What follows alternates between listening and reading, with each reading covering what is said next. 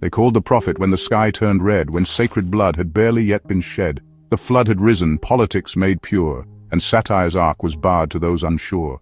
The rainbow flared above the king's command, and all dissent was swept beneath the land. He spoke in riddles, veiled but full of fire, a voice too dry for wrath but sharp as wire. The trumpets called, "This jester mocks the slain," and wheels of judgment rolled with cold disdain.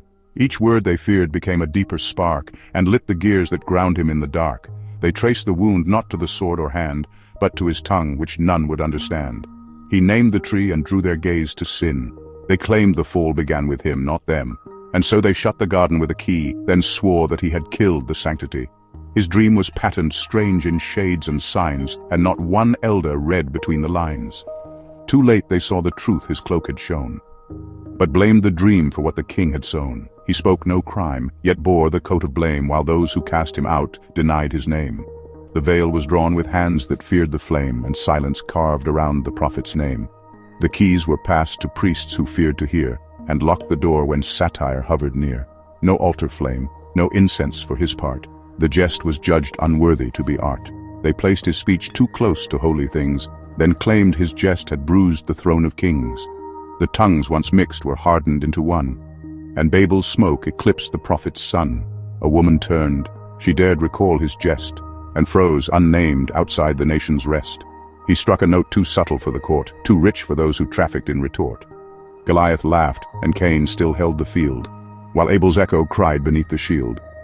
No harp could calm the rage that truth inspired. They broke the string and claimed the sound had lied.